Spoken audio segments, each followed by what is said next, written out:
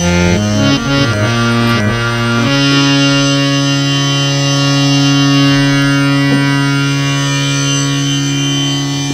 नावाच्या नास्तिक राजाचा पराभव करून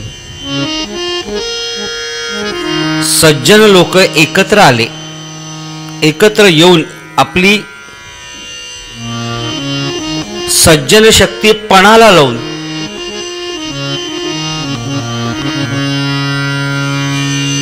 नुसती सज्जन शक्ती पणाला लावली नाही तर आपल्या उपासनेची ताकद सुद्धा पणाला लावली.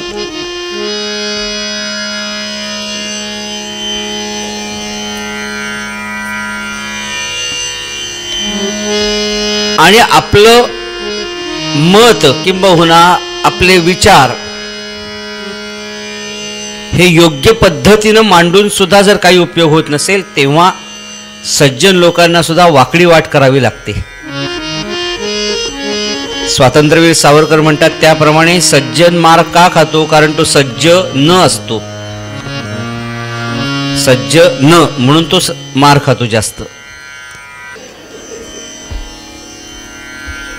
अहंकारी व्यक्तिमत्वांची राज्य कशी खालसा होतात. समर्थांचा श्लोक आठवतो मला. मना सांग पा रावणा काय झाले, अकस्मात ते राज्य सर्वे बुडाले.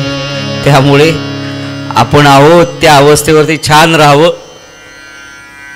त्याच्या हातातल्या काठीला आवाज नाही, दिसत नाही, पण आवाज आहे, लक्षात ठेवा.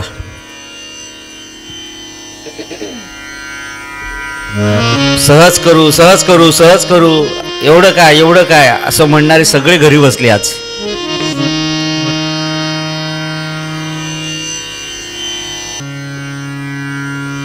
वेनाचा पराभव हेच दाखवून देतो. म्हणून म्हटलं ना की ती वृत्ती संपवायची असेल तर सज्जनांनी नुसतं शांत बसून उपयोग नाही, एकत्र आलं पाहिजे आणि एकत्र येऊन कार्य केलं पाहिजे. आणि ते त्यावेळेसच्या साधूंनी करवून दाखवलं, म्हणून पृथू नावाचा राजा आपल्याला मिळाला. शुकदेवजी महाराज वर्णन करतात राजा परीक्षिता,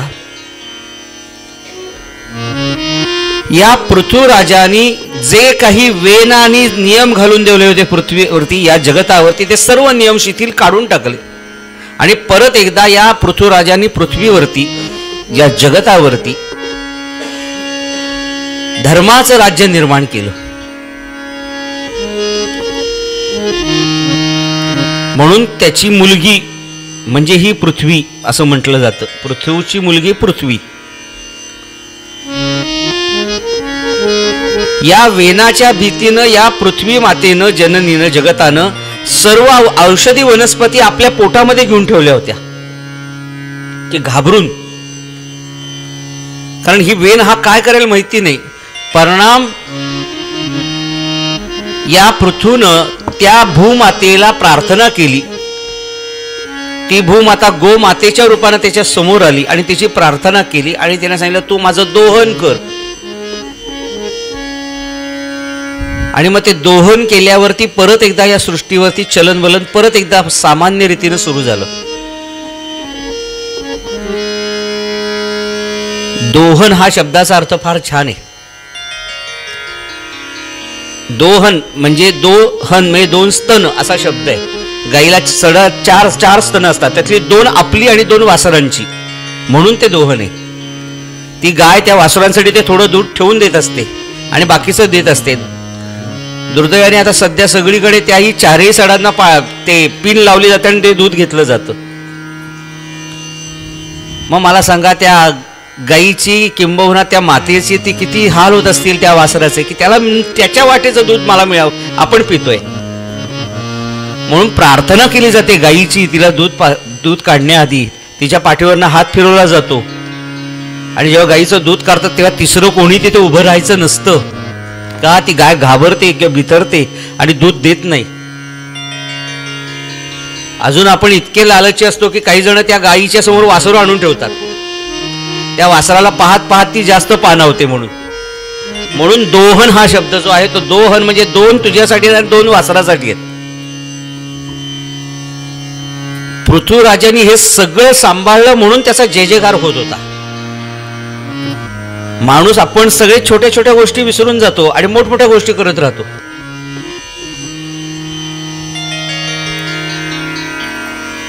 गोळवेलकर गुरुजींनी एका ठिकाणी फार छान शब्द वापरला. मोठा माणूस मोठा कधी होतो? मोठा माणूस, अटल बिहारी वाजपेयींनी गोळवेलकर गुरुजींना विचारलेला प्रश्न आहे हा. मोठा माणूस मोठा कधी होतो? गोळवेलकर गुरुजींनी फार उत्तर छान दिलं. तो छोट्या छोट्या गोष्टी जपतो म्हणून तो मोठा होतो. आपण सगळ्या मोठमोठ्याच गोष्टी जपायला लागतो, पण आता छोट्या गोष्टींचं काय? प्रत्येक गोष्टीचा विचार केलाय या सृष्टीमध्ये.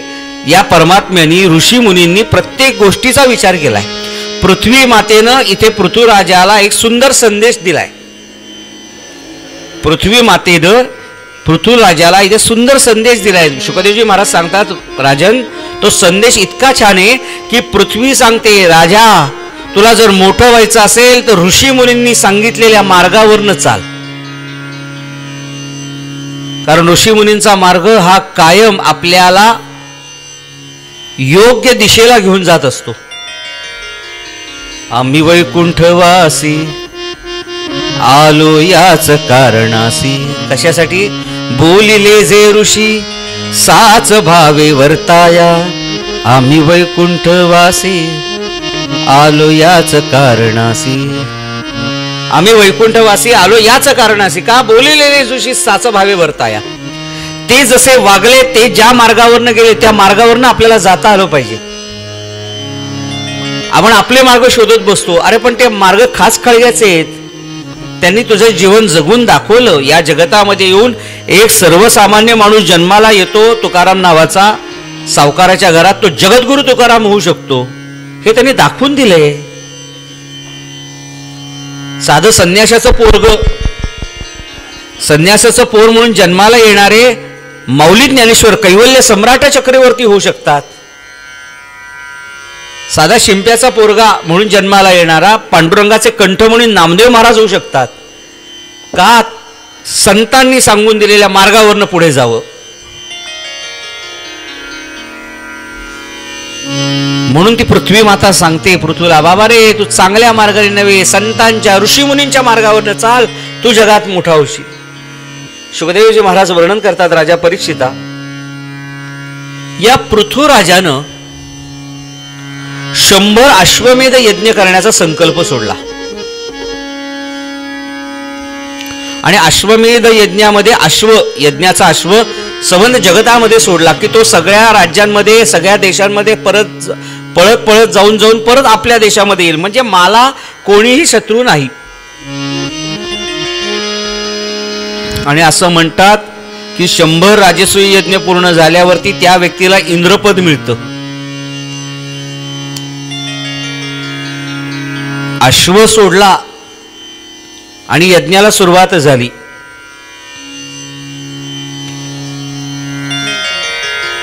अश्व सोडला आणि यज्ञाला सुरुवात झाली. इंद्राला काळजी पडली, हा अश्व जर परत गेला तर आपलं एक स्थान धोक्यात येईल. सगळे काय ते प्रॉब्लेम त्याच्यासाठीच असतात, आपलं स्थान धोक्यात येईल. म्हणून या इंद्राने काय केलं, तो अश्व जो होता तो पळवला आणि आपल्यावरती आणून देवलोकात आणून ठेवून दिला, स्वर्गलोकात आणून ठेवला. पृथ्वीराजाला जेव्हा कळलं की आपला सोडलेला अश्व परत येत नाही, आणि तो कळलंच खात्रीशीर सूत्रांकडनं मिळालेल्या माहितीनुसार, इंद्राने आपल्या अश्व पळवून नेलेला आहे.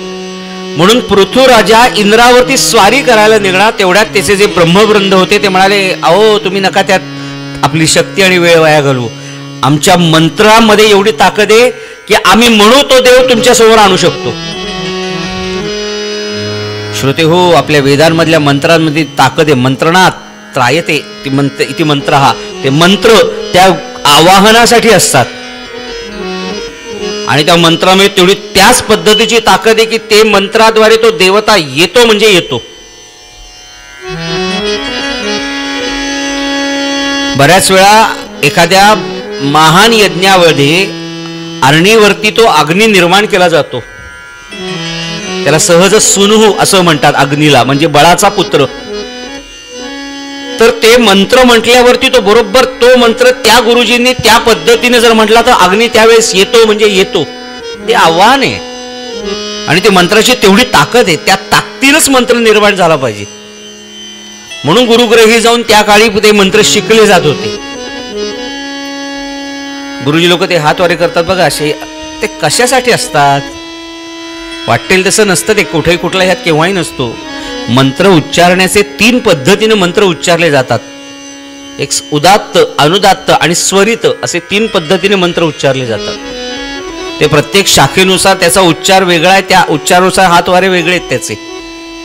उदात्त, अनुदात्त आणि स्वरित ते त्याच पद्धतीनं गेले पाहिजेत. आणि वेदांमधले मंत्र, वेदांमधली सूक्त ही त्या पावित्र्याने आणि त्या पद्धतीनंच म्हटली तरच ती पावन ठरत असतात. श्रोते हो, त्याची ताकद त्या पद्धतीनं म्हटले तरच असतं. उगाच आपलं काहीतरी म्हणून ते होत नसतं. ते फक्त कानशुद्धी पण नाही होणार त्यांनी, छान वाटेल कानाला, पण जर त्या मंत्राची ताकद हवी असेल तर ती त्याच पद्धतीने गेलं पाहिजे, त्याच पद्धतीनं मंत्रोच्चार झाले पाहिजे.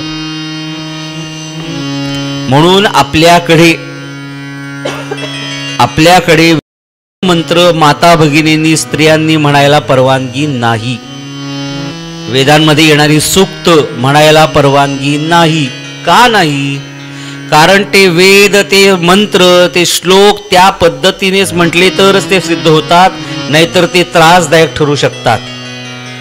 दुसरी गोष्ट, जर योग्य पद्धतीने म्हटले तर त्याच्यातून निघणारी जी ऊर्जा आहे ती त्या स्त्री देहाला सहन होत नाही. तिसरी आणखी महत्वाची गोष्ट, भगवंतानी स्त्री ही त्याच्यासाठी बनवली की तिचा पती ते जर कार्य करत असेल तर तिला आपोआप 50% त्याच्यातलं पुण्य येतच आहे. आणि चौथी गोष्ट, ती घरातले सगळे कुळधर्म कुळाचार चालवते म्हटल्यावरती तिला वेगळ्या मंत्र उच्चाराची गरज नाही, उपासनेची गरज नाही. हा, वैयक्तिक पातळीवरती ती उपासना करू शकते, पण याच्यासाठी नाहीये. त्याच्यासाठी ते वेदोक्त शिक्षण झालं पाहिजे, ते गुरुच्या सान्निध्यात जाऊन शिक्षण झालं पाहिजे, तो मंत्र सिद्ध करता आला पाहिजे. तो सिद्ध मला केल्यावरती मी सिद्ध होणार आहे. मंत्र मंत्र मंत्र विद्या, मंत्र शक्ती आपल्या भारतीय तत्वज्ञानामध्ये, जगताच्या तत्वज्ञानामध्ये सर्वात भारताने दिलेली मोठी देण म्हणजे मंत्रशक्ती आहे. आज आपल्याकडे अनेक रोगांवरती मंत्राद्वारे सुद्धा उपचार केले जातात, कारण ती त्या ताकदीनं ते मंत्र असतात आणि त्या व्यक्तीनं ते मंत्र सिद्ध होण्यासाठी आपल्या आयुष्यातील आपली उपासना, आपला वेळ, आपलं जीवन दिलेलं असतं. त्यामुळे इथल्या गुरुजींनी किंबहुना ब्रह्मवृंदाने सांगितलं, तुम्ही तुमचा वेळ आणि तुमची शक्ती वाया घालू नका, त्याला आम्ही पृथ्वीवर आणण्यासाठी प्रयत्न करू. म्हणून त्या सर्व उपस्थित ब्रह्मवृंदानी इंद्राय स्वाहा, इंद्राय स्वाहा, इंद्राय स्वाहा या मंत्राच्या ऐवजी इंद्रस्वाहा, इंद्रस्वाहा, इंद्रस्वाहा असा जप सुरू केला. इंद्राय स्वाहा म्हणजे इंद्राला स्वाहा, इंद्रासाठी देतो, इंद्रासाठी देतो, ही चतुर्थी आहे संस्कृत मधली. इंद्रासाठी, इंद्रासाठी, इंद्रासाठी, इंद्रस्वाहा म्हणजे आता इंद्राला स्वाहा, इंद्रालाच बोलवा, इंद्रालाच बोलवा. आणि परिणाम त्या मंत्रांची ताकद इतकी वाढली की तो इंद्र ओढला जाऊ लागला. आणि ब्रह्मदेवांना काळजी वाटली, अरे हा जर यांच्या मंत्राद्वारे इंद्र खरंच अग्नीमध्ये गेला तर जगाचं कसं होणार. म्हणून ब्रह्मदेव मध्ये आले आणि राजा पृथ्वीला सांगितलं, बाबा हा इंद्रस्वाहा, इंद्रस्वाहा हा मंत्र सोड. त्याला तू खाली आणलं तर नाही म्हणे, त्याने माझा अश्व पळवलाय, त्याला हे शासन झालंच पाहिजे. शेवट इंद्राला ब्रह्मदेवाने सांगितले, याची माफी माग, नाही तर तुझं पद धोक्यात येईल. म्हणून इंद्राने माफी मागितली आणि अश्व सोडून दिला. परत अश्व परत आला. 100 अश्वमेध यज्ञ पूर्ण झाले आणि भगवान नारायण यज्ञ रूपाने त्याच्या समोर प्रकट झाले. यज्ञ नारायण भगवान की जय. आणि पृथ्वीला विचारलं, बोल तुला काय हवं. पृथ्वीने सांगितलं, भगवंता मला एक द्याल. काय देवा, मला द्यायचं झालं तर मला 10,000 कान द्या. हे पृथ्वीचं मागणे, 10,000 कान द्या. भगवंत म्हणाले, हे कुठलं मागणं आता काढलं बाबा. त्यांनी सांगितलं, काय उत्तर दिलं महाराज, तुमचे कीर्तन, तुमचं प्रवचन, तुमचं भजन, तुमचे गुणानुवाद ऐकायला हे 2 कान कमी पडतायत. मला भरपूर कान द्या, 10,000 कान द्या, जेणेकरून त्या 10,000 कानातून मी फक्त आणि फक्त तुमचं भजन, तुमचं गुणानुवाद ऐकीन. तुमचे गुणानुवाद ऐकू येत नाहीत, त्या कानाला कान म्हणतात आणि एक कोनाडा म्हणू शकतो आम्ही फक्त एखादा, की त्या कोनाड्यामध्ये काही उपयोग नसतो. तसे माझे, पण या कानातून तुमचे गुण माझ्या कानामध्ये शिरले पाहिजेत. घेई घेई माझे वाचे गोड नाम विठोबाचे. 10,000 कान दे, कारण हे 2 कान कमी पडतात रे तुझी कथा ऐकण्यासाठी. अजून हवं, अजून हवं, अजून हवं, अजून हवं. मगाशी अनेक जण म्हणाले, बुवा फार लवकर संपल्यासारखी वाटते कथा. कसं असतं माहिती का, आवडणाराच पदार्थ पटकन संपतो. नको असले पदार्थ आपला असं करून आपण खातो. आवडणार कसं पटापटापटा खात बसतो. तसं आहे, कथा इतकी गोड आहे, ती आवडणारच, त्यामुळे ती पटकन संपल्यासारखी वाटते. काय जण म्हणतात, बुवा ते अरे संपलं सुद्धा, असंही अवस्था होती. मी पुन्हा पुन्हा आठवण करून देईन. पहिल्या दिवशीचे आपण आणि 7व्या दिवशीचे आपण अभ्यास करून बघा. वृत्तीत फरक थोडा का होईना नक्कीच पडतोच पडतो. आणि नाही पडला तर, काही जण असे सुद्धा असतात, नाही पडला तर मग तुम्ही वेन समजायचे. काही जण व्यासपीठावरनं सांगितल्याच्या विरुद्धच वागण्यासाठी तयार असतात. काही म्हणजे वक्तव्याच्या विरुद्धातच काहींना वागायची फार हौस असते. याने सांगितलं करायचंच नाही, आता काय व्हायचं ते होऊ दे. अरे कसं, अरे पुन्हा आम्ही तेच सांगतो, इथे कुठलाही वक्ता येऊ, मीच असं नाही, कुठलाही वक्ता येऊ, तो वक्ता हा वक्ता तात्पुरता असतो, मागून त्याच्याकडनं येत असतं. तो फक्त माईकच्या भूमिकेत असतो, आवाज वेगळ्याचा असतो, स्वयंपाकी तयारी वेगळा आहे, वाढणारे फक्त आम्ही असतो. त्यामुळे इथून बोललं गेलेलं वाक्य जर खाली उतरल्यावरती कोणी म्हटलं बुवा ते जरा तेवढं 4 लिहून सांगा, नाही सांगता येत, कारण तो तिथला एक प्रवाह असतो, ओघ असतो तो. आणि पुन्हा मुद्दा असा, यातलं बरचसं 75 यांच्यावर अवलंबून आहे, तसं 20% तुमच्यावर अवलंबून असतं. तुम्ही जर उत्तम दाद आणि तुम्ही जर उत्तम ऐकणारे श्रोते असाल, श्रोते यातला मुख्य धातू श्रुत, श्रुत म्हणजे ऐकणे. श्रोते आहात तुम्ही, तुमच्यासारखे श्रोते जर असतील तर ते काहीतरी सांगण्यालाही आनंद वाटत असतो. आता आम्हाला काय, जाऊ दे चला कथा करायची आपली, झाली मोकळे, निघून गेलो, परत आलो, कथा केली, परत निघून गेलो, झाली एक कथा आपल्या झाली आयुष्यामधली. नाही, आम्हालाही सुद्धा काहीतरी वेगळं सांगावं, विचार मांडावा, चिंतन मांडावं असं वाटण्यासाठी तुम्ही श्रोतेही महत्वाचे असतात. तुम्ही श्रोते जगदीश मूर्ती असं मानलं जातं. जगदीशाची मूर्ती आहात तुम्ही. इथून वक्तव्य अनेकांचे आम्ही श्रोते पाहत असतो. इथल्या वक्तव्यावरती अनेकांचे चेहरे असे बोलके होत असतात, डोळे बोलके होत असतात. त्याला रसिका हा शब्द आहे. इक म्हणजे इक्ष मधला इक धातू येतो. डोळ्यातून रस पाझरत असतो काहींच्या. मग प्रत्येकच काय डोळ्यातून पाणी झालं असं पाहिजे नाही, ती नजर सुद्धा सांगून जाते की अरे हे वेगळं चाललंय आणि हे माझ्या आयुष्याशी काहीतरी कुठेतरी निगडीत झालेलं ह्या गोष्टी. ती अंतर्मुखता आपोआप डोळ्यातून कळत असते. आणि पुन्हा आम्हाला सगळ्यांना संतुष्टी काय असते सांगू का श्रोते हो, की 7 दिवसामध्ये तुमच्यातल्या हृदयातल्या परमात्म्याला आम्हाला आनंद देता आला, हा आमच्या सगळ्यांच्या दृष्टीने आनंदाचा क्षण असतो. मला म्हणायचा मुद्दा लक्षात ठेवा, हे सगळं कार्य उभं राहणं फार अवघड असतं. पण पुन्हा मुद्दा, याला टीम वर्क म्हणतात. श्रेयस बडवे फक्त इथे बसून तुम्हाला दिसत आहेत, पण हे बसण्यामागं एवढी सगळी यंत्रणा उभी असते. त्यामुळे मी आपण असं म्हणेन, आपण पेशवे किंवा केळकर यांच्या एकदा जोरात टाळ्या वाजवून यांचं कौतुक करूया की आपल्या आयुष्यातले हे आनंदाचे क्षण त्यांनी आपल्याला आणून दिले.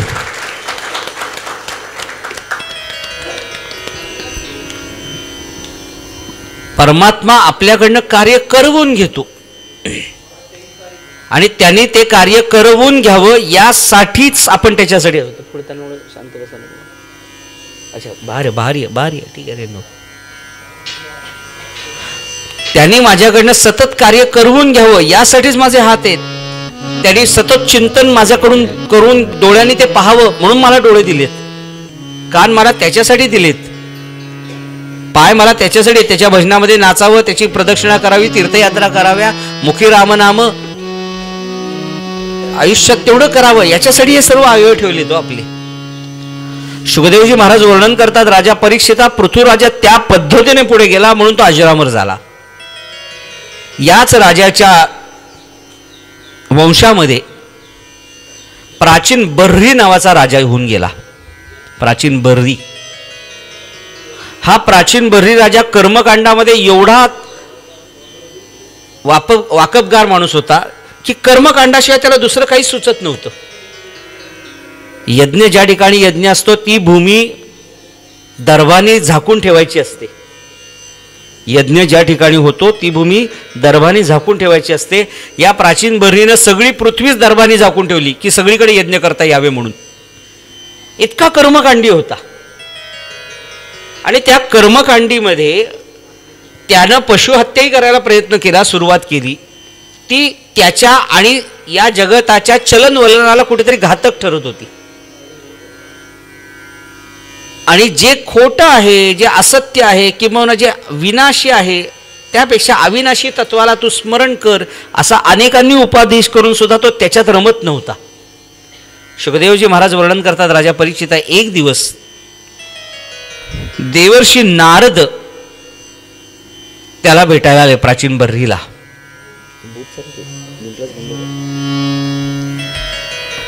आणि प्राचीन बर्रीला देवर्षी नारदांनी पुरंजनाच्या उपाख्यानातून उपदेश केला. इतका सुंदर उपदेश हा. नारद सांगतात, हे प्राचीन बर्री, पूर्वीच्या काळी पुरंजन आणि अभिज्ञात नावाचे दोन मित्र होते. पुरंजन आणि अभिज्ञात लहानपणापासून एकत्र वाढले. आता नारद जे प्राचीन बर्रीला सांगतायत ते शुकदेव राजा परीक्षिताला सांगतायत. शुकदेव राजा परीक्षिताला जे सांगतायत ते सूत शौनकांना सांगतायत. एवढं आपल्याला मागं जायचंय. आणि ते मी तुम्हाला सांगतोय असा क्रम आहे हा. नारद सांगतात, प्राचीन बर्री राजा, पूर्वी पुरंजन आणि अभिज्ञात नावाचे दोन मित्र होते. लहानपणापासून वाढले, थोडे मोठे झाले, दोघेही छान तरुण वयामध्ये आले.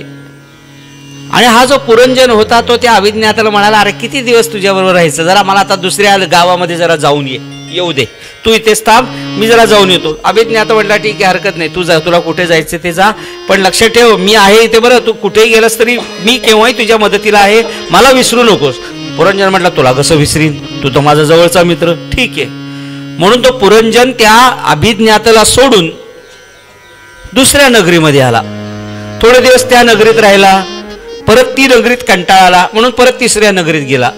पुरंजनैती पुरंजनहा, या पुरीतून त्या पुरीत, त्या पुरीतून त्या पुरीत, त्या पुरीतून त्या पुरीत, असं फिरत फिरत फिरत फिरत फिरत निघाला. थोडे दिवस एका नगरीत राहायचं, बस आता कंटाळा आला या नगरीत, दुसऱ्या नगरीत जायचं, याही नगरीत कंटाळा आला म्हणून तिसऱ्या नगरीत जायचं. असं फिरत फिरत फिरत फिरत फिरत हा पुरंजन एका सुंदर नगरीमध्ये आला. अतिशय सुंदर नगरी. आणि त्या सुंदर नगरीचं वैशिष्ट्य असं, ती 9 द्वारांनी युक्त अशी नगरी होती. आणि या नगरीमध्ये तो जेव्हा प्रवेश आला तेव्हा त्या नगरीमध्ये एक सुंदर स्त्री त्याच्या नजरेत पडली. आणि तो त्या मुलीच्या इतका नादी लागला, ती जाईल तिथे जाईल, ती जाईल तिथे जाईल. हा शेवट त्यांनी विचारलंच तिला, बाई तुझं नाव काय? ती म्हणाली, माझं नाव विचारण्याआधी तुझं नाव काय सांग. त्याच्याला माझं नाव पुरंजन. अच्छा. तिनं पहिलीच मागणी घातली, तुझं नाव पुरंजन, माझ्याशी लग्न करशील? काही मागचा पुढचा पुढचा करशील? हा तो ती इतकी सुंदर होती दिसायला. म्हटलं हो हो, लगेच तयार, होईल, करीन लग्न तुझ्याशी. करीन नाही झालं, आत्ता गंधर्व पद्धतीने लग्न झालं. आणि मग आता तुझं नाव पुरंजन, मग माझं नाव पुरंजनी, असं नामकरण विधी तिचा झाला. आणि पुरंजन आणि पुरंजनी ही जी होती स्त्री, ती त्या 9 द्वार नगरीची राजकन्या होती, राणी होती. पुरंजन आणि पुरंजनी त्या नगरीमध्ये दोघं जण छान राहायला लागले. हा पुरंजन त्या पुरंजनीच्या इतका नादी लागला की ती सांगेल तसा हा करायचा. तिने सांगितले, चल उठ, उठला. चल चल चहा आण मला, आज मला कंटाळा आलाय स्वयंपाक करायचा, स्विगीवरनं काहीतरी बोलू. पुरंजनी सांगितले, हो पुरंजन मागवतो. आज जरा तुझा स्वयंपाक, तुझ्या हातचा मला काही खायची इच्छा आहे. पुरंजन हो हो आणतो आणतो आणतो, करतो करतो करतो. तिने सांगितलं चल आज मला फिरायला घेऊन चल. याला एक्सक्यूज नव्हती. पुरंजन चालला आपला पुरंजनीच्या मागं. तिने सांगितलं मला आज सिनेमा पाहायचा आहे. ठीक आहे बाई चल आपण पाहू. तू म्हणशील तसं. इतका तिच्या नादी लागला. ती म्हटली बस की हा बसायचा, उठ म्हटली की उठ पडायचं. इतकी अवस्था पुरंजन आणि पुरंजनीची झाली. ती सांगेल तसंच व्हायचं. घरामध्ये सुद्धा तिने सांगितलं हे मला हे चॅनल पाहिजे. हो ठीक आहे बाई बाई बघ बघ बघ. इतका पुरंजन वेडा झाला होता. काय तुझी नेहमीची कटकट आहे. हो बाई ठीक आहे सॉरी सॉरी सॉरी. इतका तू म्हणशील तसं. हो बाई हो बाई हो बाई. तिने सांगितलं कीर्तना चल चल कीर्तना. ती म्हणायची कधीच नाही पण असं म्हटली समजा कीर्तना चल. लगेच आपलं पुरंजन चाललं आपली तिची पिशवी घेऊन मागं मागं मागं मागं. हा बिचाऱ्या पुरंजनाला काही स्वतःचं मतच ठेवलेलं होतं पुरंजनीनं. एकमेकांकडे बघू नका, मी इथली कथा सांगतोय. काही जण हळूच अशी बघते. आपलेच चालले बहुतेक.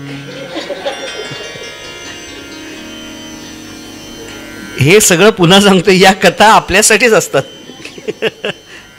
त्या पुरंजनीच्या इतका नादी लागला. ते दोघही जण आपल्या एकमेकांबरोबर इतके विलास करू लागले की आपल्या नगरीकडे त्यांचं दुर्लक्ष झालं. या पुरंजनीनं आपल्या नगरीचं, नवद्वार नगरीचं संपूर्ण रक्षणाची जबाबदारी तिच्या 10 अंगरक्षकांवर ठेवली होती. आणि या 10 अंगरक्षकांवरती लक्ष ठेवणारा एक सेनापती होता. असे दोघं पुरंजनी छान राहत आहेत. मस्त विलास चाललाय. काही आयुष्यात काही घडवायचं नव्हतं. मस्त आपलं एकदम सुशेगाद. सत्य असे अनेक पुरंजनी पाहायला मिळतात. आणि काय झालं त्यावेळेस नेमकं पुरंजन आणि पुरंजनी दोघही शांत आणि विलासी वृत्तीत आहे म्हटल्यावरती एका राक्षसीनं या नगरीवरती हल्ला केला. नारद सांगतायत प्राचीन बर्रीला. एका राक्षसीनं, काळ्या कभिन्न राक्षसीनं या नगरीवरती हल्ला केला. त्या राक्षसीचं नाव होतं जरा. तिनं काळ्या पांढऱ्या सैन्यासह या नगरीवरती हल्ला केला.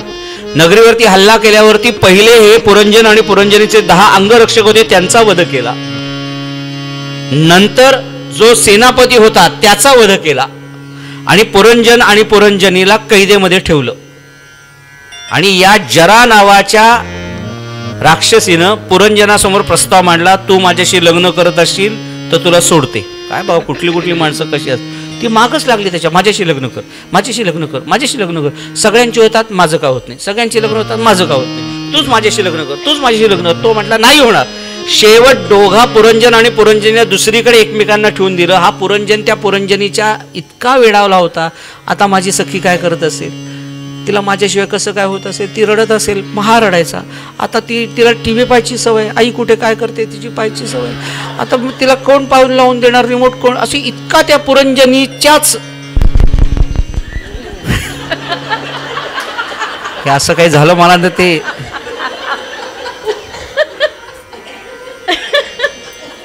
इतका वेडावला होता तो तिच्यामध्ये. सांगायचा मुद्दा शेवट त्या पुरंजनीच्या चिंतनामध्येच त्याचा वध झाला, गतप्राण झाला. आणि त्या चिंतनात गेला. पुढचा जन्म स्त्रीचा झाला. स्त्रीचा जन्म झाला. तो स्त्री जन्मामध्ये वाढला. एका राजाशी विवाह तिचा झाला. ती मागच्या जन्मातली पुरंजन. राजाशी विवाह झाला. तो राजाही गेला. म्हणून एक दिवस राजा गेला म्हटल्यावरती ती सती जायला निघाली त्या राजाचं कलेवर मांडीवरती घेऊन. आणि तेवढ्यात जो अविज्ञात होता ना मागच्या जन्मातला मित्र, त्याला लक्षात आलं अरे आपला मित्र गेलाय, तो अजून आलाच नाही परत. कुठे गेला असेल, काय गेला असेल. कारण तो माझ्याशिवाय राहू शकतो पण मी नाही त्याच्याशिवाय राहू शकत. म्हणून अविज्ञात आपल्या मित्राला शोधत शोधत शोधत शोधत पुढे निघाला. या नगरीतून त्या नगरीत, त्या नगरीतून त्या नगरीत. प्रत्येकाला विषय याला कुठे पाहिलं का, याला कुठे पाहिलं का. हो आत्ताच होते आत्ताच होते. असं करत करत करत तो अनेक नगरांमध्ये जाऊन ज्या नगरीमध्ये तो पुरंजन मागच्या जन्मातला, आत्ता जन्मातली स्त्री राजाला कलेवर मांडीवरती डोकं मांडीवर घेऊन सती जात होती त्या नगरीत पोचला. आणि एवढी गर्दी कसली झाली आहे म्हणून त्या गर्दीच्या इथून बघतोय तर एक स्त्री चितेवरती आपल्या पतीचं मस्तक मांडीवर घेतलंय, पतीचं कलेवर पडले आणि आता ती सती जाणार. तेवढ्यात या अभिज्ञाताने हाक मारली, अरे पुरंजना, अरे पुरंजना, तू हे काय करतोयस, तुला कळते का नाही, खाली उतर. मी अविज्ञात तुला घ्यायला आलोय, खाली उतर. तो म्हणाला ती म्हणाली मी तुम्हाला ओळखत नाही, तुम्ही कोण आहात? अरे आधी खाली तर उतर, मग मी सांगतो कोण आहे तू. म्हणून खाली उतरवलं आणि त्या पुरंजनी म्हणजे जी स्त्री आहे तिच्या डोक्यावरती हात ठेवला आणि सांगितलं, अरे बाबा तू मला ओळखलं नाहीस का? मी तुझा मागच्या जन्मातला मित्र अविज्ञात, तुला घ्यायला आलोय, तुझ्याशिवाय मी नाही राहू शकत रे. तू मला सोडून जाऊ शकतोस पण मी तुला सोडू शकणार नाही रे. मला सोडून तू कसा जातोस? चल चल चल. असं म्हटल्यावरती त्या अविज्ञातनी त्या स्त्रीचं गतजन्माची स्मृती जागृत केली आणि त्या स्त्रीला लक्षात आलं, अरे हो की आपण मागच्या जन्मात पुरंजन होतो आणि हा आपला मित्र अविज्ञात. आपण लहानपणापासून मोठे झालो आणि याला सोडून पुढे आलो आणि आपल्या मित्राला विसरून गेलो आणि म्हणून तो पुरंजन होता, तो त्या अविज्ञात नावाच्या मित्राबरोबर निघून गेला. नारदांनी सांगितलं गोष्ट संपली. प्राचीन बरेलीने विचारलं, काय कळलं नाही गड्या, काय कुठला पुरंजन वगैरे? तुमच्या चेहऱ्यावर भाव आहेत तेच प्राचीन बरेलीच्या होते. नारद म्हणाले, ऐक आता या कथेचं मर्म जाण. फार छान मर्म आहे. नारद सांगतात, पुरंजन आणि अविज्ञात नावाचे दोन मित्र. पुरंजन म्हणजे जीव आणि अविज्ञात म्हणजे शिव. आत्मा आणि जीवात्मा असे दोन मित्र आहेत. लहानपणापासून मोठे झाले मोठे झाले मोठे झाले. शिव जीव शिव जीव शिव जीव शिव एकत्र मोठे झाले. आणि मग त्या पुरंजनाला कंटाळा आला, किती दिवस याच्याच बरोबर राहायचं. म्हणून तो या नगरीतून त्या नगरीत, त्या नगरीतून त्या नगरीत, त्या नगरीतून त्या नगरीत, पुरंजनेती, या पुरीतून त्या पुरीत, त्या पुरीतून त्या पुरीत असं जायला लागला. म्हणजे तो या जन्मातून पुढच्या योनीमध्ये, पुढच्या योनीतून तिसऱ्या योनीमध्ये, अशा अनेक योनीमध्ये जीव फिरत फिरत फिरत आला. आणि त्याला नवद्वाराची नगरी दिसली. नवद्वाराची नगरी म्हणजे देह आपला. आणि तो आवडला त्याला, छान नगरी आहे. म्हणून या नवद्वाराच्या देहामध्ये त्या पुरंजनाने प्रवेश केला. आणि त्या पुरंजनाने प्रवेश केल्यावरती तिथे त्याला सुंदर स्त्री दिसली. तिचं नाव बुद्धी. बुद्धी. आणि त्या जीवानं त्या बुद्धीशी विवाह केला. तिच्या नादी लागला. बुद्धी सांगेल तसंच तो ऐकायला लागला. बुद्धीने सांगितलं चल प्रवचनाला, चालला प्रवचनाला. चल कीर्तनाला, चालला कीर्तनाला. बुद्धीने सांगितलं हे करायचं, करायचं. हे करायचं, हो करायचं. हे पाहिजे, असं पाहिजे, हो असं पाहिजे. स्टेटसला कायम फोटो आपला आला पाहिजे, आला पाहिजे. प्रत्येक महिन्याला आपला फोटो आला पाहिजे, हो आला पाहिजे. असे बूट बीट काढायचे फोटो आले पाहिजे, आले पाहिजेत. असं इतकं बुद्धी सांगेल त्याप्रमाणे जीव ऐकतो. प्रत्येक जण आपण जे ऐकतो ना ते बुद्धी सांगतील त्याप्रमाणे ऐकत असतो. इतके आपण पुरंजनीच्या नादी लागलेलो असतो. आणि त्या बुद्धीबरोबरच आपण इतके छान रमून जातो तो जीव. आणि त्या जीव दोघांनी 10 अंगरक्षक ठेवलेले असतात. 10 अंगरक्षक म्हणजे पंच ज्ञानेंद्रिय आणि पंचकर्मेंद्रिय. आणि एक सेनापती आहे. त्या सेनापतीचं नाव मन. सेनापतीचं नाव मन. आणि जरा नावाची राक्षसी जेव्हा या पुरंजन आणि पुरंजनीच्या या नगरीवरती हल्ला करते, जरा म्हणजे म्हातारपण, ती काळे पांढरे सैनिक घेऊन स्वारी करते. काळे पांढरे सैनिक म्हणजे काळे पांढरे, किंबहुना काळे पांढरे म्हणजे दिवस किंवा रात्र, या सेनेसह ती हल्ला करते या नगरीवरती. आणि इकडनं ती बरोबर या द्वारातून आत शिरते. जरा म्हणजे म्हातारपण. म्हणून म्हातारपण, म्हातारा माणूस कधी झाला ओळखायचं माहिती का? ज्याचे कानावरचे केस पांढरे होतात ना, त्यांनी समजून घ्यावं आपण म्हातारे व्हायला लागलो आहोत. हो, म्हातारपण इथून शिरतं बरं का गुणगुणत. आता घरी गेल्या, रूमवर गेल्यावर बघू नका, असं नका बघू. मी माझ्या पदरचं बोलत नाही. म्हातारपण इथून शिरतं आहात म्हणून पहिल्यांदा काय काय काय म्हणालात? मग इकडनं शिरल्यावर ते इथे जातं, मग हे बंद होऊन जातं, मग ते इकडनं इथे येतं, मग एक एक हे पण सोडून जातात, मग इकडनं ते इथे जातात, हेही संपून जातं. आपण म्हातारे झालो आहोत याचं कोणती लक्षात ठेवा. गुणगुणत येतं म्हातारपण. मी आलो बरं, मी आलो बरं, मी आलो बरं, मी आलो बरं, असं गुणगुण गुणगुण गुणगुण करत येतात. म्हणून ती जरा आत शिरते आणि त्या जरा पुरंजनाला काबीज करते, बुद्धीला मारून टाकते. पुरंजन सुद्धा बुद्धीच्या स्मरणामध्ये निघून जातो. आणि मग त्याला लक्षात येतं, अरे आपण नाही त्या गोष्टीच्या नादी लागलो, आणि तो नाही त्या गोष्टीच्या नादी लागलो, परत पुढच्या योनीत जाणार, तेवढ्यात तो अविज्ञात म्हणजे परमात्मा येतो आणि तो सांगतो जीवात्म्याला, अरे तू आणि मी एकच आहोत बाळा, आपण फक्त या मेळ्यामध्ये आलो आणि या मेळ्यामध्ये हरवलो गेलो, जत्रेमध्ये हरवलो गेलो, त्यामुळे तू आणि मी वेगळे नाही, चल माझ्याबरोबर. मग परत एकदा जीवात्मा शिवात्म्याचं मिलन होतं आणि मग आयुष्य त्याचं सोन्यासारखं होतं. म्हणून आपण लक्षात ठेवा, आपण पुरंजनच आहोत सगळेच जण. ती जरा नावाची राक्षसीन आपल्यावरती प्रत्येकावर हल्ला करणार आहे, पण ती करत असताना त्याचं चिंतन आवश्यक आयुष्यभर ठेवायचं असतं. त्यामुळे प्राचीन बर्हिरा देवर्षी नारद उपदेश करतात, या नाही त्या गोष्टीमध्ये अडकू नकोस रे राजा. कर्मकांड झालंच पाहिजे, पण कर्मकांड हेच सर्वस्व नव्हे, हे साधन आहे त्या साध्यापर्यंत पोचायचं. पण हे साधन तू साध्य मानून बसलाय. मी गोंदवलेकर महाराजांचा भक्त आहे, मला माळ हातात घेतल्याशिवाय नामस्मरण करता येत नाही. अरे बा, तुझं संपलं ना काम, तुझं साध्य माळ झालंय. माळ हे साधन आहे. नाही हो, मला ते हातात असल्याशिवाय बरंच वाटत नाही, त्याशिवाय होतच नाही नामस्मरण. मग संपलं, तुझं पुन्हा साध्य तिथे आलं. मी कायम उदाहरण सांगतो, प्रल्हाद महाराजांचं जे उदाहरण देतो ना, ते माळ हातात कधी माळ नसले तरी महाराजांची बोटं अशी चालत असायची. आपलं काय होतं माहितीये का, आपण नाही त्या गोष्टींना, ते बरेच जण वहीवर लिहितात बघा, श्रीराम जय राम जय जय राम, ओम नमो भगवते वासुदेवाय. उत्तम लिहावं, मी त्याबद्दल वाद नाही, काही न करण्यापेक्षा ते उत्तमच आहे. पण ते वही हे माझं साध्य नाहीये, वही हे माझं साध्य नाही. काही जण श्रीराम जय राम जय राम आधी राम राम राम राम राम राम लिहित येतात, मग श्री श्री श्री श्री श्री. अरे असं नाही, तो श्रीराम जय जय राम हा मंत्र आहे. काही जण फक्त श्री श्री श्री श्री श्री श्री श्री राम राम राम राम. अरे असं कसं काय, श्रीराम जय राम, त्या निमित्ताने तो मंत्र माझ्या मुखून म्हटला जाणार आहे. काही हुशार असतात आपण, लहानपणच्या सवयी गेल्या नसतात आपल्या या. काही जण त्यात असं सुंदर चित्र काहीतरी निर्माण होईल असंही करतात, ते रसिकतेच्या बाबतीत अतिशय छान आहे. अरे पण तू त्यात अडकतोय, कशात त्यातच अडकतोयस तू. आज काय वेगळं करता येईल याच्यातच तुझा वेळ जातोय, नाम बाजूला होतंय ना तुझं. मला विनोबाबांची गोष्ट आम्ही कायम सांगतो, लहानपणी विनूच्या गोष्टी नावाचं एक पुस्तक आहे, त्यामधली ही गोष्ट आहे. विनूच्या आईनं सांगितलं, बाळा जरा बाजारात जा आणि तांदूळ घेऊन ये. त्याने तांदूळ आणले 1 किलो काहीतरी 2 किलो.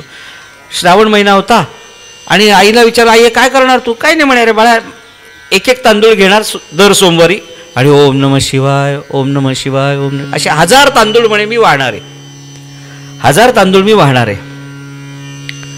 विनूने फार गोड प्रश्न विचारला. विनू म्हणाला, आई ते एक तांदूळ वाहण्यापेक्षा अख्खी पिशवीच ओतली असती तर काय झालं असतं. तेव्हा आईनं त्याला उत्तर छान दिलं, अरे बाळा तांदूळ महत्वाचे नाही, त्या 1000 तांदूळ वाहण्याच्या निमित्ताने माझं 1000 वेळा ओम नमः शिवाय म्हटलं जाणार आहे. म्हणून आपण ते लिहितो, हे वही हे साध्य नाहीये, ते साधन आहे. नामस्मरणापर्यंत पोचायचं, भक्तीपर्यंत पोचायचं ते साधन आहे. आणि आपल्या प्रत्येकाने त्या भावनेनंच राहावं, नाही त्या गोष्टीला आपण प्रायोरिटी देत बसतो.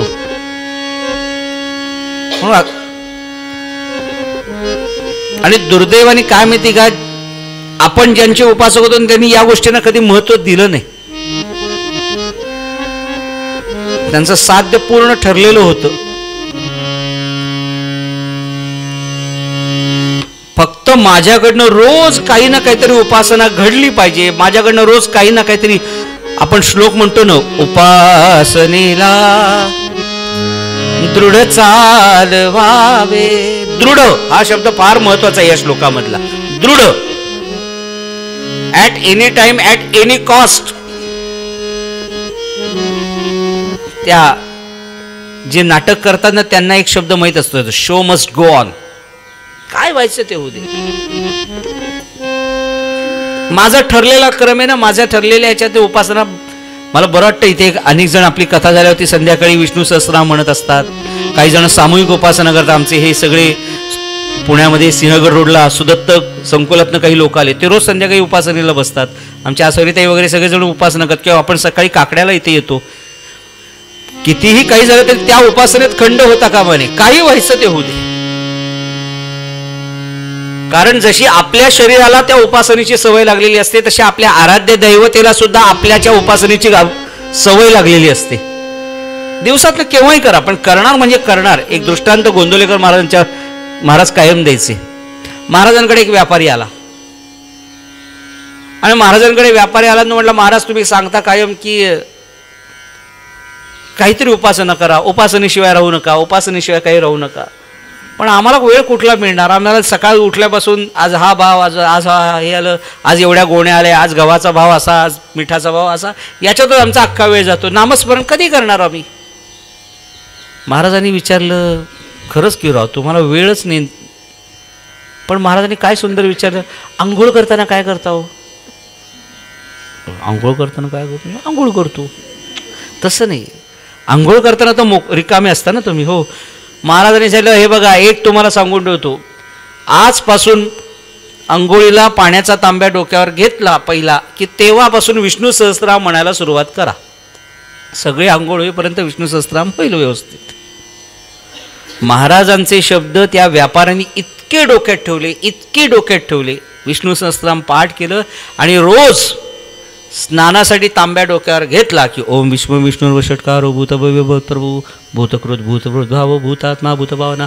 रोज सुरू व्हायचं, रोज अखंड आयुष्यभर केलं. आयुष्यभर डोक्यावर पाणी ओतलं, ते नंतर त्यांच्या तो आंघोळीच पडलेला विषय, डोक्यावर पाणी तो स्पर्श झाला की सुरू.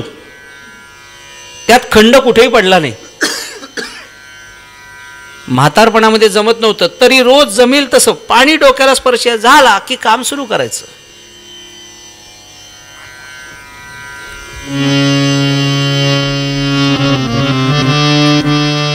शेवटी अवस्था त्यांची अशी आली त्या आजोबांची, व्यापाऱ्याची, पूर्ण शरीरातील चेतन अवस्था निघून गेली होती. हॉस्पिटलमध्ये ॲडमिट केलं होतं. डॉक्टरने स्पष्ट सांगितलं होतं, फक्त आणि फक्त एवढं चालू आहे की अजून काही अवयव चालू आहेत म्हणून तुमचे वडील जिवंत आहेत. काय करायचं? मुलांनी विचारलं, तुम्ही सांगा डॉक्टर काय करूया? काही नाही म्हणे, असं करा, थोडेच दिवसाचे हे, तसं बघायला गेले तर सोबती आहेत, मी तुम्हाला सल्ला देईन, यांना घरी घेऊन जा, काय व्हायचं असेल ते तुमच्या घरात होऊ दे, तेवढंच त्यांना समाधान प्राप्त होईल.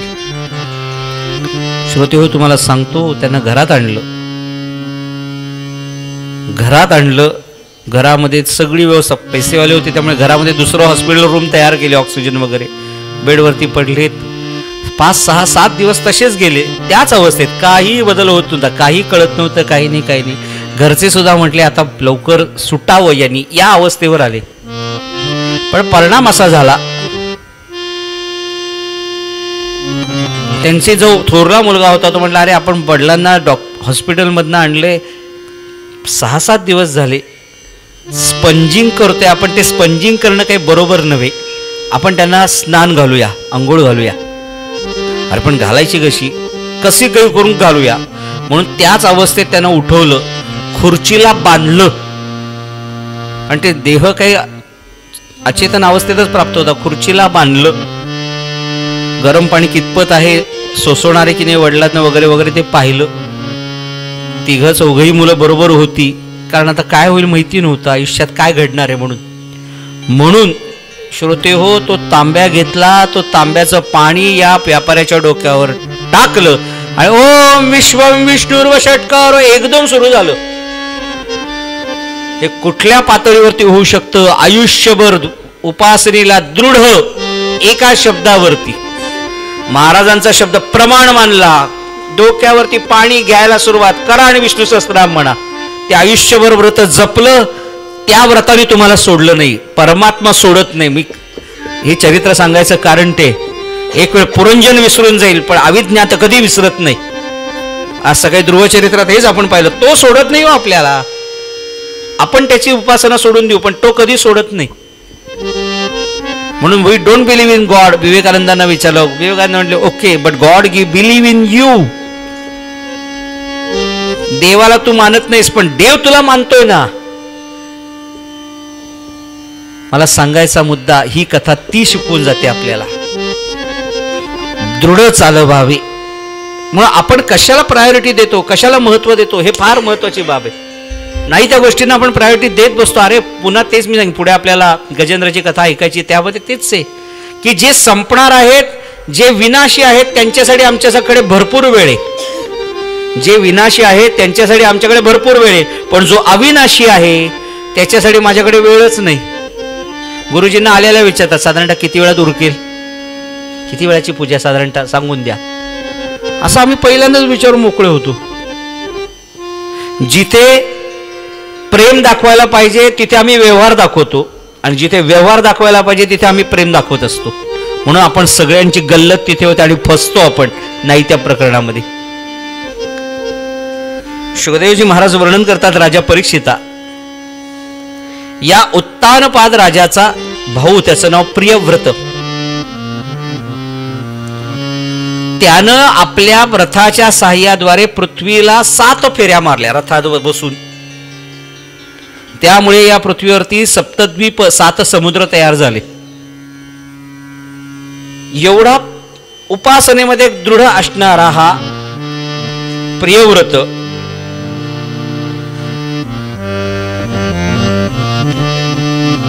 त्यांनी ब्रह्मदेवांना प्रसन्न केलं आणि मागणं काय मागितलं, रात्र बंद करून टाका, रात्र अजिबात होऊ देऊ नका. ब्रह्मदेवाने विचारलं, काय रे हे एकदम नसता उद्योग कुठला डोक्यात आला तुझ्या, रात्र का नको. नाही मला फक्त दिवस हवाय, रात्र नको. का म्हणे, अहो म्हणे रात्री लोक झोपतात, घोरत बसतात, त्याच्यामध्ये त्यांचा नामस्मरणाचा वेळ निघून जातो. माझ्या भक्तांनी माझ्या लोकांनी आयुष्यभर दिवसभर नामस्मरण करावं आणि मुक्त व्हावं. ब्रह्मदेव म्हणाले, बाबा हे चलन वलन होऊ शकणार नाही. तू 7 फेऱ्या मारल्या कशासाठी, तो सूर्यच रात्र घालून टाकायची, रात्र घालून टाकायची म्हणून 7 फेऱ्या मारल्या. हे करू नकोस, नाही तो उद्योग. अरे रात्र बाबा महत्वाची आहे, शरीराला विश्रांती आवश्यक असते म्हणून ती रात्र असते. आणि रात्रीचं खरं कारण सांगतो तुला, ज्या वेळेस सर्वसामान्य लोक झोपले तेव्हा रात्री योगीजन जागे असतात. योगी लोकांसाठी रात्र आम्ही ठेवलेली आहे. या निशास सर्वभूतानाम तस्याम जागृती संयमी. सर्वसामान्य जेव्हा झोपतात तेव्हा योगी लोक जागे असतात. काही जण मला नक्की म्हणतील, बुवा आमच्या घरात सुद्धा 2-3 योगी आहेत बरं. 2-2:30 वाजेपर्यंत ऑनलाईन.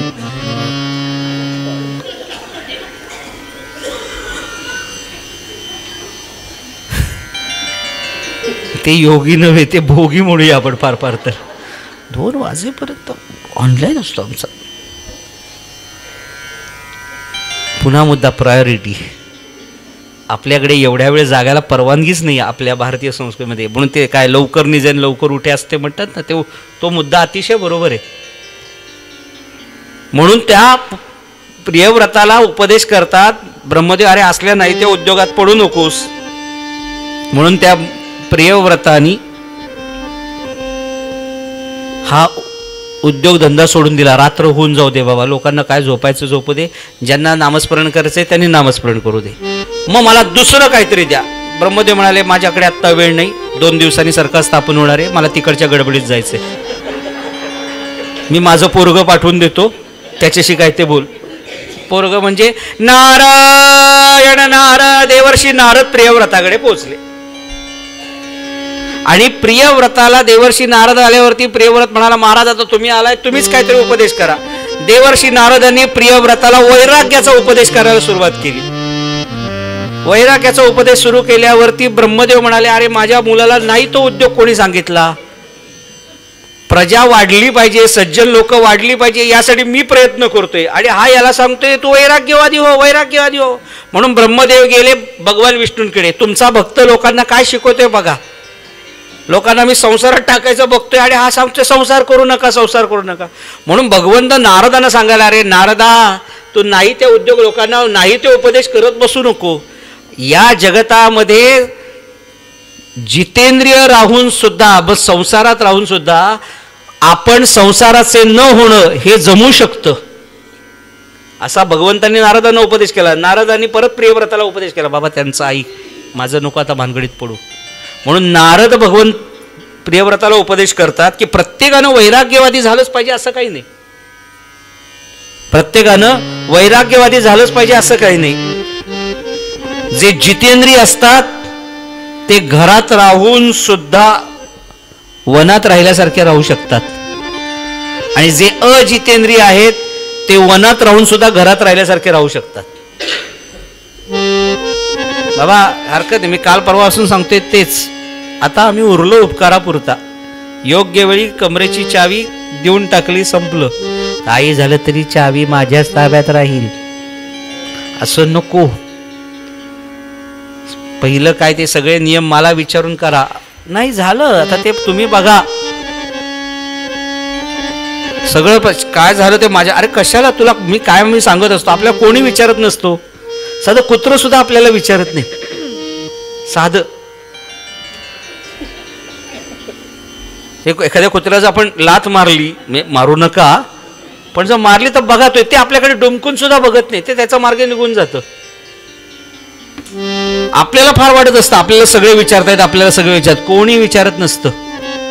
आपल्याला सगळं कळतं, काही कळत नसतं आपल्याला. आम्ही कायम सांगतो, लहानपणी शाळेमध्ये गेलो, शाळेमधल्या बाई म्हटल्या तू गप्प बस, तुला यातलं काही कळत नाही.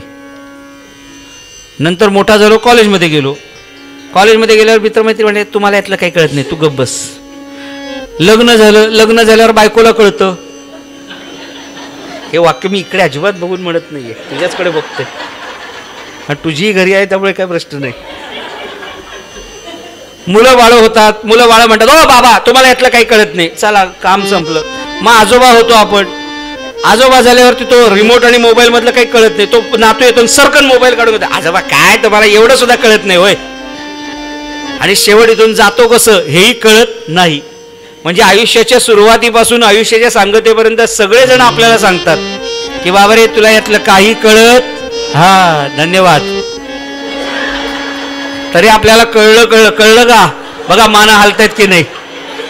म्हणून संसारात राहून सुद्धा संसाराचं न राहता आलं पाहिजे. आणि ते कधी होऊ शकतं, जोपर्यंत स्वस्वरूपानुसंधान भक्तिरित्यभिधीयते, त्याच्याशी अनुसंधान राहत नाही तोपर्यंत. मेरे तो गिरधर गोपाल दुसरं नकोय. माझे सगळे आहेत एका सर्टन लिमिट पर्यंत, आणि त्यांच्या लिमिटेशन्स तिथपर्यंत असतात. त्याच्या पुढे अनलिमिटेड जो आहे तोच आहे.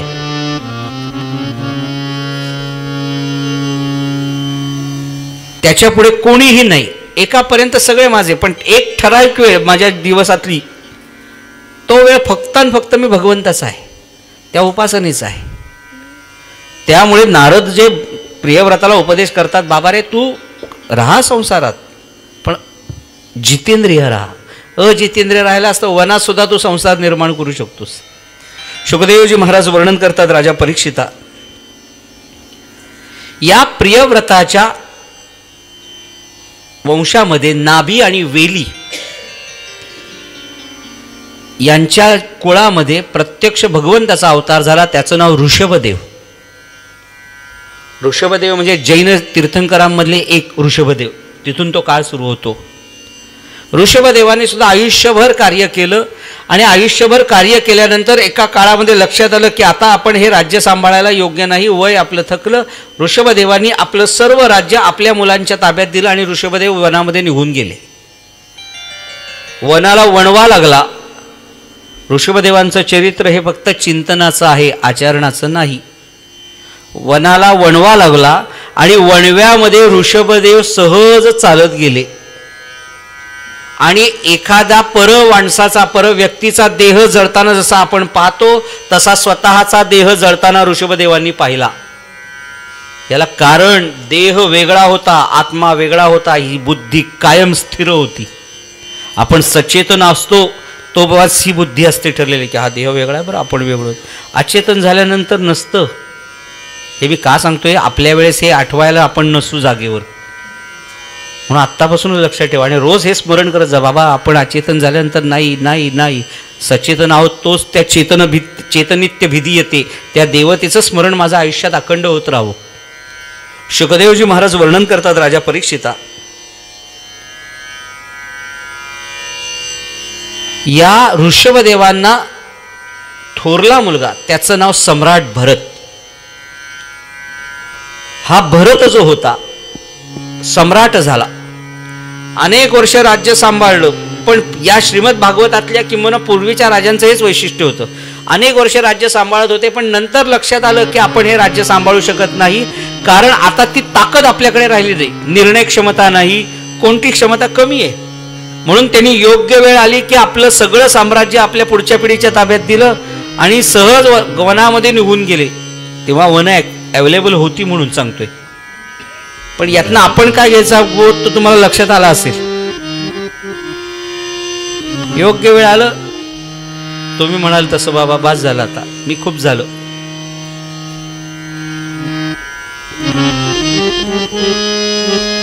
भरत राजाने तसं सगळं राज्य मुलांच्या ताब्यात गेलं आणि भरत आता स्वतः वनामध्ये येऊन उभे राहिले. फार सुंदर कथा आहे भरताची.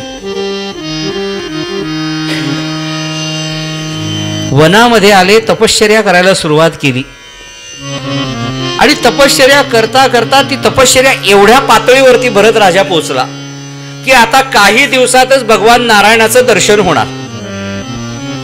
काही दिवसातच भगवान नारायणाचं दर्शन होणार.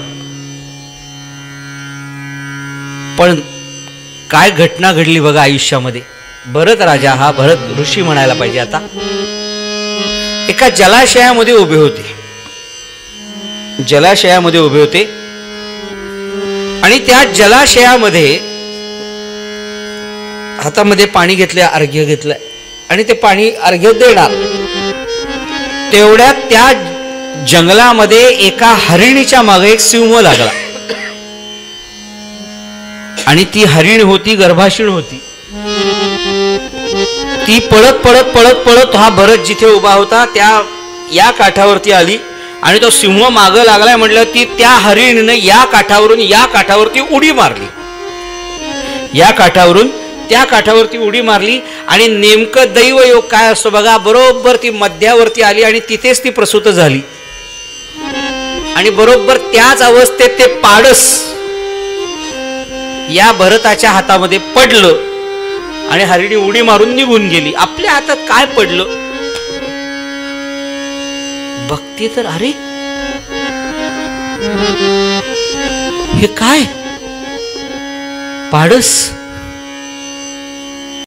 सांभाळा पण केला पाहिजे, याचा सांभाळा पण केला पाहिजे. आई तर दिसत नाही याची, आता आपणच याची आई झालं पाहिजे, आपणच याचे वडील झालं पाहिजे. म्हणून भरत आता रोजच्या उपासनेतला जो दिवसातले 4-5 तास झोपून उरलेला वेळ उपासनेचा होता, आता 20 तासापैकी फक्त 2-3 तास उपासना व्हायला लागली. उरलेला सगळा वेळ त्या हरणाच्या पाडसाच्या चिंतनात, त्याचं संगोपन करण्यातच जायला लागला. परिणाम उपासनेला बसले की हळूच लक्ष जायचं, पाडस आहे ना जागेवर, आहे ना. पुन्हा उपासनेला बसायचं आणि लक्ष, अरे ते पाणी तर संपलं नसेल त्याचं, म्हणून उठून बघू, आहे पाणी आहे. परत उपासने बस, अरे आपण आत्ता त्याला दूध द्यायचंच विसरलो, परत दूध द्यायला जायचे, परत यायचे. अरे चाऱ्याचं काय, त्याच्या बिचारं काय खाईल, त्याला काही बोलता येत नाही. परिणाम आता जे 4-5 तासाची उपासना होती ती आता 1.5-2 तासावर आली. बाकी सगळा वेळ पाडसाचं चिंतन, पाडसाचं चिंतन. आणि त्या पाडसालाही त्याचा लळा लागला, यालाही त्याचा लळा लागला. श्रोते हो, भूतदया नक्की असावी, पण ती भूतदया माझ्या उपासनेच्यात, माझ्या घरामध्ये प्राणी असावा, कुत्रा असावं, मांजर असावी, त्याच्यावर माझं प्रेम असावं, पण ते माझ्या उपासनेच्या आड येता कामा नये. काही जण आम्हाला सांगतात, बुवा काय आमच्याकडे भुबू आहे, भुबू. मी विष्णू सहस्त्रनाम म्हणायला बसले, अगदी शेजारी येऊन बसतो बघा. मी म्हटलं की मांडीवर येऊन बसतो बघा, मग मी त्याला कुरवाळत कुरवाळत कुरवाळत विष्णू सहस्त्रनाम म्हटलं. अरे मग तुझं लक्ष कुरवाळण्यामध्ये गेलं. पुन्हा सांगतो, प्राणी भूतदया असावीच, त्याबद्दल वाद नाही. वृक्षवल्ली आम्हा सोयरे वनचरे पक्षी सुस्वरे आळविती, तुकोबाराय म्हणाले की नाही. प्राण्यांना भूतदया होती की नाही, संतांना होती की नाही? होती ना. नाही तर नाथ महाराजांनी गाढवाला पाणी पाजलंच नसतं भूतदया नसती तर. ज्ञानोबारायांनी रेड्याच्या पाठीवरती हात ठेवून तो रेडा वदवल्यानंतर पुढे त्याला सगळीकडे नेला नसता. भूतदया आहेच आहे, पण भूतदया ती प्राणी त्यांच्या जागी, ते माझ्या उपासनेमध्ये येता कामा नाही. त्याचा माझ्या आजूबाजूच्या लोकांना जर त्रास होत असेल तर ते उपयोगाचं नाही, कारण त्यांचा तळतळाट मला लागतोय, त्याचा माझ्या उपासनेला लागतोय. असो, पण त्या चिंतनामध्ये तो इतका दंगून गेला. एक दिवस ते पाडस मोठं झालं, हरणाच्या रूपामध्ये झालं, आणि त्या हरणाने यांचा आश्रम सोडला आणि ते कुठेतरी वनात निघून गेलो. बघा, उपासनेच्या ताकदीवरती परमात्मा जवळ आला होता, डेस्टिनेशन जवळ आलं होतं, सत्य आहे. पण अडकला हा कुठे? अनेक वेळा आपल्या अनेकांचं असं होतं, रेल्वेतनं जाताना खाली उतरतात काहीतरी चहा घ्यायला, कॉफी घ्यायला. हा बढिया कॉफी काय? अरे बढिया निघाली मागून, फायनल तिकीट असतं. पण अनेकांच्या गाड्या चुकतात. हे वेदांत इन प्रॅक्टिकल लाईफ. आपण आपल्या साध्यापासून त्या क्षणी दूर जातो, त्या क्षणी. या कथा सगळ्या आपल्याला ते हे मोरल ऑफ द स्टोरी हे सांगत असतं. बाबा रे, तू साध्यापासून दूर चाललायस या सगळ्या नाही त्या मार्गामुळे. हरणाच्या नादी लागला, परिणाम हरणाच्या चिंतनामध्ये देह ठेवला गेला भरतानी, आणि पुढचा जन्म हरणाच्याच योनीमध्ये आला. अंतेमती सा गती. आपण शेवटच्या काळात जे चिंतन असतं डोक्यामध्ये तशीच अवस्था असते बरं आपली. म्हणून कायम चांगलं चिंतन ठेवावं. माझी वाचे पुढा भोजे, अखंड नाम नाचत असे माझे, ते सहस्त्र जन्म ओळखीजे एक वेळ यावया. हरणाच्या रूपात गेला, हरणाच्या योनीतने बाहेर पडला, आणि एका ब्राह्मणाच्या घरी हा जन्माला आला. आणि मागचे पूर्वजन्माचे संस्कार जागृत होते, म्हणून त्यांनी ठरवलं आता या जन्मामध्ये अजिबात हेळसांड करायची नाही, आपण या जन्मातून मुक्तच व्हायचं. मग मुक्त व्हायचं असेल तर काही कर्म करायचं नाही, कारण कर्म केलं की त्याचं फळ भोगावं लागणार. आपण आता श्रवण करताय हे कर्म आहे आपलं. या जगाचा नियम सांगतो आपल्याला, जो कर्म करतो, जे कर्म करतो त्याचं फळ भोगावंच लागतं. चांगलं कर्म करा, चांगली फळं, वाईट कर्म करा, वाईट फळं भोगावीच लागतात. तिथे एक्सक्यूज नाही. आणि कर्माच्या बाबतीत कुठलंही वशिलेबाजी चालत नाही. एकदा कर्म फळ द्यायला लागलं की तिथे हा माझा आहे, मी याचा आहे, नाही, भोगावंच लागतं तुम्हाला. अबो आम्ही कर्मच करत नाही ना, असं नसतं. कर मर कर, पण कर्म कर. कर्म करावंच लागतं तुम्हाला. त्या कर्माशिवाय पर्यंत भोग आयुष्यात. कारण मुद्दा असा आहे की भगवद्गीतेतल्या 3ऱ्या अध्यायातला 5वा श्लोक आहे, नाही कश्चित क्षणमपि जातु तिष्ठत्य अकर्मकृत. माणूस एक क्षण सुद्धा कर्माशिवाय राहू शकत नाही. तुम्ही कथा ऐकताय हे तुमचं कर्म, मी कथा करतोय हे माझं कर्म. बुवा आम्ही झोपू, झोपणं हेही, काहीही न करणं हेही फळ भोगावीच लागतात. मग ती आत्ता भोगा, नंतर भोगतील काही कधी पुढच्या जन्मात, पण त्या कर्मापासून सुटका नसते. मी तर अजून थोडं पुढे जाऊन सांगू का? जीव सोडून द्या. आम्ही कायम उदाहरण देतो, जे इंद्रिय कर्म करतं ना त्याच इंद्रियाला त्याचं फळ भोगावं लागतं. कधीच दुसरं काही नाही भोगावं लागतं. एक गाणे बघा, जगी जीवनाचे सार घ्यावे जावणी सत्वर, जैसे ज्याचे कर्म तैसे फळ देतो रे ईश्वर. ईश्वर कधी फळ देत नाही हेही सांगतो. फळ जे मिळतं ना ते फक्त कर्माचं असतं फळ. म्हणून सत्कर्म करा सुख, दुष्कर्म करा दुःख, असा सोप्पा नियम आहे हा. काही जण म्हणतील बाबा मागच्या जन्मातलं कर्माचं फळ आत्ता कसं बघ, हे काहीतरी वाटतं. तसं नसतो. आपण सिनेमा पाहायला जातो बघा, आपण सिनेमा पाहायला जातो, आपण बसलेलो असतो सिनेमाचं तिकीट काढून वगैरे असं छान. तो जो ते काय असतं मागं फिरतं ते प्रोजेक्टर, हा प्रोजेक्टर. तो प्रोजेक्टर असतो. तो प्रोजेक्टर कुठे असतो मला सांगा पाहू? आपल्या मागं. आणि त्याचं चित्र कुठे पडत असतं? पुढे. वास्तविकता नियमानुसार प्रोजेक्टर जर मागे तर त्याचं चित्रही मागच पडायला पाहिजे ना. तसं नाही होत, ते पडतं पुढे. काही कर्मांची फळं तशीच असतात. आपण असतो इथे, पण त्याची फळं आपल्याला पुढे जाऊन भोगायची असतात. कारण ते मागचं प्रोजेक्टरचं चित्र पुढे असतं. ते इतका सूक्ष्म व्यवहार आहे हा कर्माचा. म्हणून माणसाने अतिशय जपून कर्म करायचं असतं, कारण ते भोगावं लागतं. आणि या जन्मात ते नाही ना भोगून झालं, पुढल्या जन्मात ते भोगायला यावंच लागतं. तिथे तुम्हाला एक्सक्यूज नाही, नको नको आता सध्या कंटाळा, कसला कंटाळा, चल. म्हणून मी मगाशी म्हणलो, जो व्यक्ती जो जीव कर्म करतो सोडा, जे इंद्रिय कर्म करतं त्या जीवाचं, त्याच इंद्रियाला त्याचं फळ भोगावं लागतं. एक काव्य मला आठवतं, माझा अतिशय आवडीचं काव्य आहे, राजस्थानी गीत आहे. राजस्थानी गीतामध्ये शब्द इतके गोड आहेत. साधा प्रसंग आहे. आंबा झाडावरनं खाली पडला, तो एका माणसाने पडताना पाहिला. तो आंबा ज्यांनी पडलेला पाहिला त्याने जाऊन तो आंबा उचलला, खाल्ला. परिणाम त्या आंब्याच्या झाडाचा मालक आला, ज्यांनी आंबा खाल्ला त्याला 2 लावून दिल्या. एवढीच गोष्ट आहे. पण गाण्यात इतकी सुंदर रंगोली आहे, राजस्थानी गाणे. आंबो पडे पेड़स्यू देखिया 2 जना, आंबो पडे पेड़स्यू देखिया 2 जना, देखिया सो दौड्या नहीं दौड्या 2 जना, दौड्या सो पाया नहीं पाया 2 जना, पाया सो रस चाखिया नहीं रस चाखिया बहु जना, रस चाखिया सो चखिया नहीं रस चाखिया 1 जना, रस चाखिया सो पकड़ी जा नहीं पकड़ी जा 2 जना, पकड़ी जा सो कुटी जा नहीं कुटी जा 2 जना, कुटी जा सो रोया नहीं रोया 2 जना. असं काव्य. आंबो पडे पेड़स्यू देखिया 2 जना. आंबा झाडावरून पडताना पाहिला, दोघांनी पाहिला, 2 डोळे त्या माणसाचे. देखिया 2 जना, देखिया सो दौड्या नाही दौड्या 2 जना.